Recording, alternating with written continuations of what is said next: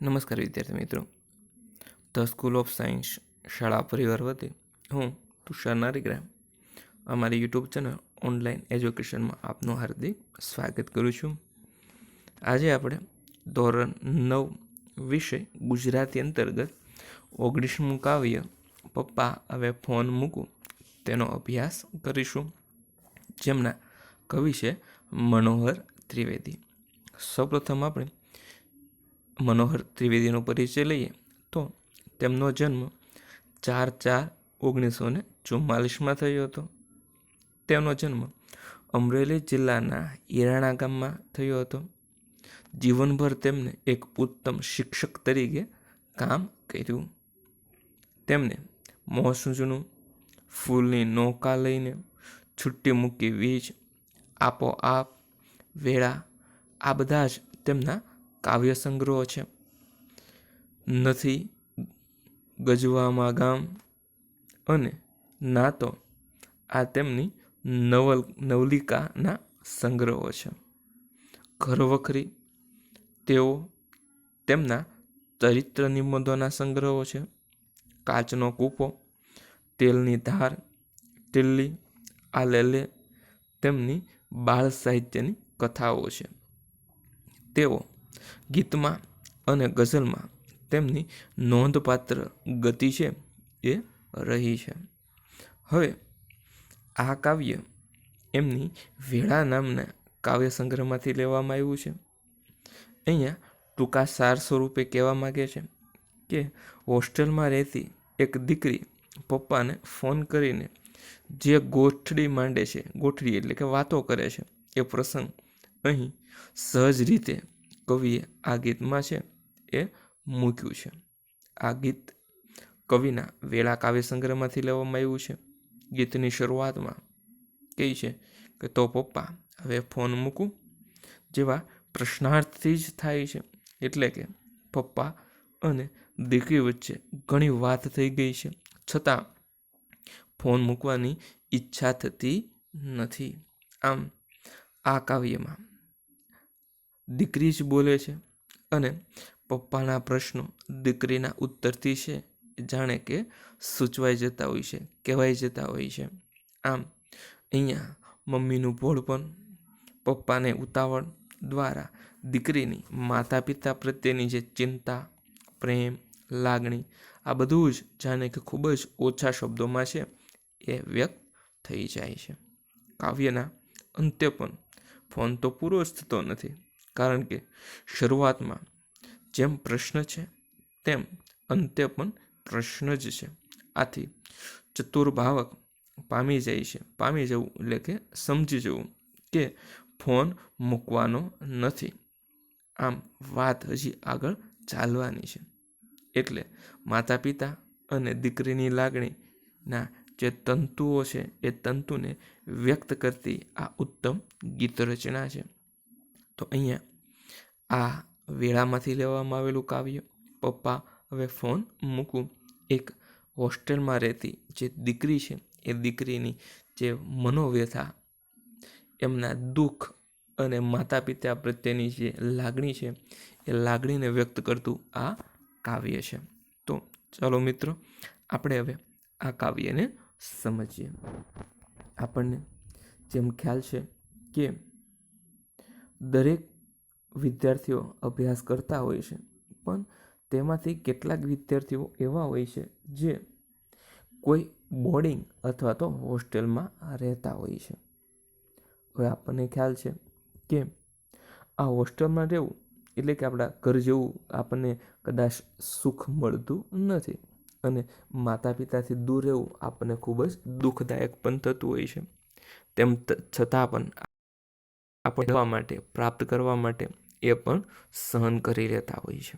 એટલે કે જે હોસ્ટેલનું જીવન છે એ કેવું હોય છે એમની વાત પણ આ કાવ્યમાં દીકરીના માધ્યમ દ્વારા છે એ કરવામાં આવી છે. તો ચાલો આ કાવ્યને આપણે જોઈએ. તો પપ્પા હવે ફોન મૂકું, અહીંયા શરૂઆતમાં જ કહી દીધું કે ઘણી બધી વાત થઈ ચૂકી હશે, અને એટલે આ દીકરી છે પોતાને પિતાને કહે છે કે હવે ફોન મૂકું. તેમ છતાં વાત તો હજી શરૂ જ છે. હવે આ દીકરી કહે છે કે તમને મોજ જરી આવે અને થયું મને એસટીડીની દાળથી જરા ટહુકું. હોસ્ટેલ તો ફાવે છે જેમ કે કાંટામાં સચવાતું ફૂલ. તોય એ તો ઉઘડે છે, રંગભર્યું મહેકે છે અને ડાળખીમાં કરે ઝૂલાઝૂલ. ફાગણના લીલા કુંજાર કોઈ ઝાડવાનું પાન એમ થાય નહીં સૂકું. મમ્મી બા જલસામાં બાજુમાં ઊભી છે, ના તો વાસણ છો માંજતી.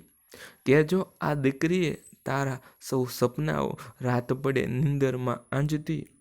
સાચવજો ભોળી છે ચિંતાળું પુલકણી, પાડજો ના વાંકું કે ચૂકું. શું લીધું સ્કૂટરને ભારે ઉતાવળા, શમ્મુ તો કહેતો તો ફ્રીજ. કેવા છો જિદ્દી ને હપ્તા અને વ્યાજ, વળી ઘર આખું ઠલવાશે ખીજ. જાજી તે વાતુના ગાડા ભરાય, કહું હાઈકુમાં એટલે ટૂંકું. તો પપ્પા હવે ફોન મૂકું. ચાલો વિદ્યાર્થી મિત્રો, હવે આ કાવ્યને છે આપણે સમજીએ. અહીંયા એક પિતા અને પુત્રીની એમ કહેવાય કે વાતો ઘણી બધી થતી છે. એટલે દીકરી છે એ હોસ્ટેલમાં રહી છે. હોસ્ટેલમાં રહી અને પિતાની યાદ આવી હશે એટલે એમને ફોન કર્યો. વાતો ઘણી બધી થઈ હતી, તેમ છતાં પણ ફોન મૂકવાનું મન થતું નથી. એટલે દીકરી બોલી ઉઠી છે, તો પપ્પા હવે ફોન મૂકું. કારણ કે ફોન કરવા પાછળનું કારણ તાત્પર્ય એ હતું કે તમને મોજ જરીક આવે. થયું કે ચાલો ભાઈ હું ફોન કરું તો તમને થોડોક આનંદ થાય, થોડીક ખુશી થાય. એટલે મેં એસટીડીની દાળથી ટહુકું. એસટીડી એટલે કે એસટીડીનું આખું ફૂલ ફોર્મ છે કે સબસ્ક્રાઇબ ટ્રંક ડાયલિંગ. હવે પહેલાંના સમયમાં છે એ આપણે એક સ્થાનેથી બીજા જગ્યાએ વાત કરવી હોય તો મોબાઈલ દરેકના ઘરે નહોતા. એસટીડીએ જવું પડતું અને એસટીડીથી છે એ ફોન કરવો પડતો હતો. એટલે અહીંયા પિતા અને પુત્રી વચ્ચે વાત થાય એટલે દીકરી છે એસટીડીએ જાય છે અને ત્યાંથી પિતા સાથે વાત કરે છે. એટલે અહીંયા કહેવામાં આવ્યું એસટીડીની દાળથી ટહુકું. ટહુકું એટલે કે બોલવું.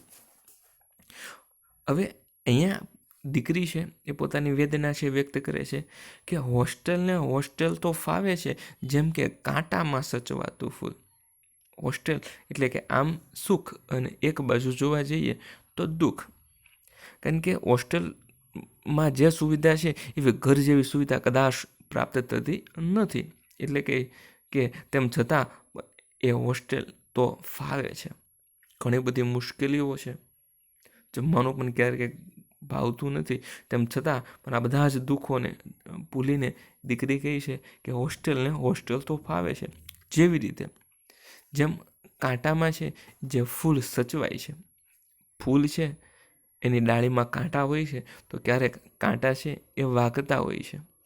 તેમ છતાં પણ ફૂલ છે એ ખીલા કરે છે. એમ દીકરી પણ હોસ્ટેલમાં અનેક પ્રકારના કષ્ટો દુઃખો છે એ સહન કરે છે અને પોતાનો ચહેરો છે એ આનંદમાં સાથે સ્મિત સાથે છે એ હોસ્ટેલમાં રહે છે. એટલે કહે છે તોય તો એ ઉઘડે છે, રંગભર્યું મહેકે છે. તેમ છતાં પણ ઉઘડું એટલે કંઈ આનંદમાં રહેવું, ખુશી સાથે રહેવું અને ડાળખીમાં કરે ઝૂલાઝૂલ. જે રીતના એ ફૂલ જાણે ડાળખીમાં છે એ ઝૂલતું હોય છે તેવી જ રીતે એમ કહે છે કે હું પણ મારો આ હોસ્ટેલ જીવનમાં છે એ ખૂબ જ આનંદ સાથે છે એ વિતાવું છું. જેવી રીતે ફાગણના લીલા કુંજાર કોઈ ઝાડવાનું પાન એમ નહીં થાય સૂકું. જે ફાગણ મહિનો એટલે કે એવો મહિનો કે એ જે આપણો વિક્રમ સંવતનો 5મો મહિનો જેને આપણે ફાગણ મહિનો કહીએ છીએ. હવે આ ફાગણ મહિનો છે એમાં ફૂલ મહેકી ઉઠતા હોય છે. એટલે અહીંયા કહેવામાં આવ્યું છે કે આ ફાગણ મહિનો ચાલે છે અને ફાગણ મહિનામાં લીલા કુંજાર એટલે કે જે ફૂલ છે એ જાણે કે લીલા કટાડાળ થઈ ગયા હોય છે એના માટે શબ્દ છે લીલા કુંજાર. ફાગણ મહિનો છે અને ફૂલ ખૂબ જ લીલા છે, એ ઘટાદાર છે, એ થઈ ગયા હોય છે. એટલા માટે કોઈ ઝાડવાનું પાન એમ ક્યારેય સુકાતું નથી કે ખરી પડતું નથી. એમ હું પણ આ હોસ્ટેલમાં જેવી રીતના ફાગણ મહિનામાં જે ઝાડવાઓ અને ફૂલો છે એ ઘટાદાર ખીલી ઉડતા હોય છે, તેમ હું પણ હોસ્ટેલમાં આનંદ સાથે છે એ રહું છું. હવે આગળ કહે છે કે મમ્મી બા જલસામાં ને, કેમ કે ફોન ઉપર એક દીકરી પોતાની માના ખબર અંતર પૂછે છે કે મમ્મી બા જલસામાં ને. ત્યાં પણ એક પ્રશ્નાર્થ છે અને કઈ ઉઠે કે બાજુમાં ઊભા છે અને અંદરથી પોતે જાણે જવાબ દેતી હોય તેમ કહે છે કે ના ના, એ તો વાસણ માંજતી હશે, એટલે કે એ વાસણ છે એ સાફ કરતી હશે. એના પિતાને કહે છે કે કહેજો આ દીકરીએ તારા સૌ સપનાઓ રાત પડે નીંદરમાં આંજતી. અહીંયા જ્યારે દીકરી ઘર છોડીને જતી હોય છે ત્યારે માતાના પણ ઘણા બધા સપનાઓ હોય છે. એ સપનાઓ છે એ દીકરી પૂર્ણ કરવાના અનેક પ્રયત્નો કરે છે. એટલે પિતાને કહે છે કે તમે મારા માતાને કહેશો કે એના જે સપનાઓ છે બધા જ નીંદ એટલે કે ઊંઘ, અને એ ઊંઘમાં એમના સપનાઓ એટલે કે એની ઈચ્છાઓ છે એ ઊંઘમાં જ છે આંજે છે. એટલે કે એ ઊંઘમાં પણ એના સપનાઓ છે એ ક્યારે ભૂલતી નથી, યાદ રાખે છે. ભલે રાત પડે અને ઊંઘ આવી જાય તેમ છતાં પણ માતાના જે સપનાઓ છે એ દરેક સપનાઓ હું યાદ રાખું છું. અને પોતે ભલામણ કરે છે પોતાની માતાની, એટલે કહે છે કે સાચવજો, ભોળી છે.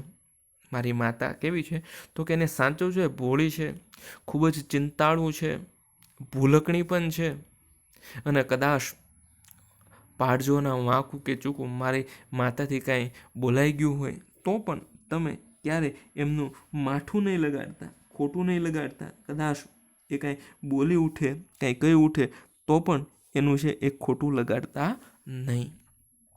વાંકું કે ચૂકું એટલે કે ખોટું ન લગાડવું. અને કદાચ મારી માતા પૂછી ઉઠે કે શું લીધું, સ્કૂટરને, એટલે તમે ભારે ઉતાવળા, કારણ કે શમ્મુ તો કહેતો હતો કે ફ્રીજ. કેવા છો તમે જિદ્દી, કે માતાના કહેવાથી તમે આ બધી વસ્તુઓ છે લીધી. હવે આ બધી વસ્તુ તો લેવાઈ ગઈ, પણ આપણી પરિસ્થિતિ ખૂબ જ નબળી છે. વ્યાજે પૈસા લઈ અને આપણે ફ્રીજ કે સ્કૂટર છે એ લીધું છે, તો એના હપ્તાના વ્યાજ છે એ ક્યાંથી કાઢશું? કારણ કે આખું ઘર છે એ ઠલવાઈ જશે. કેમ કે એ હપ્તા કાઢવા માટે ઘણી વસ્તુઓ છે એ જતી કરવી પડશે. એટલે આખું ઘર છે એ તમારા ઉપર ખીજાશે. એટલે કે આખું ઠલવાશે, ખીજ. ઘર આખું છે એ તમારા ઉપર છે એ ખીજ કરશે. એટલે અહીંયા કહે છે કે જાજી તે વાતુના ગાડા ભરાય, ગમે એટલી વાતું કરો છો એ ક્યારેય ખૂટે તેમ નથી. અહીંયા પિતા અને પુત્રી વચ્ચે ઘણી બધી વાતો થઈ, એ ક્યારેય ખૂટે એમ નથી. એટલે અહીંયા ટૂંકમાં એ એક રૂઢિપ્રયોગ દ્વારા કહે છે કે જાજી તે વાતુના ગાડા ભરાય, કહું હાઈકુમાં એટલે કે ટૂંકું. ગમે એટલી વાતું કરશું તો પણ એ પૂર્ણ થશે નહીં, એટલે હું ટૂંકમાં કહું છું. હાઈકુ એટલે કે જાપાનનો એ સાહિત્ય પ્રકાર જે માત્ર 17 અક્ષરમાં 5-7-5ની રચનાવાળો હોય છે. એટલે હું એ હાઈકુમાં એટલે કે ટૂંકમાં તમને કહું છું. તો હવે પપ્પા ફોન મૂકું, અને અહીંયા ફોન મૂકવાની વાતો કરે છે તેમ છતાં પણ હજી ફોન મૂકાણો નથી. તો અહીંયા આ કાવ્ય છે એ પૂર્ણ થઈ છે. વેળા નામના કાવ્ય સંગ્રહમાંથી આ કાવ્ય છે એ લેવામાં આવ્યું છે, જે એક હોસ્ટેલમાં રહેતી એક દીકરી અને પિતા પ્રત્યેની જે લાગણી છે એ લાગણીને અહીંયા વ્યક્ત કરતું કાવ્ય છે એ અહીંયા રજૂ કરવામાં આવ્યું છે. હવે વિદ્યાર્થી મિત્રો, આ કાવ્યમાં આપવામાં આવેલા શબ્દાર્થ, વિરુદ્ધાર્થ શબ્દ અને જે સ્વાધ્યાયમાં આપવામાં આવેલા પ્રશ્નો છે એ દરેક પ્રશ્નો તમે તમારી નોટબુકમાં છે એ લખી લેજો. ફરી વખત આવતા પાઠમાં છે, પાઠ 20માં આપણે છે એ ફરી વખત મળીશું. ત્યાં સુધી અસ્તુ. જય હિન્દ.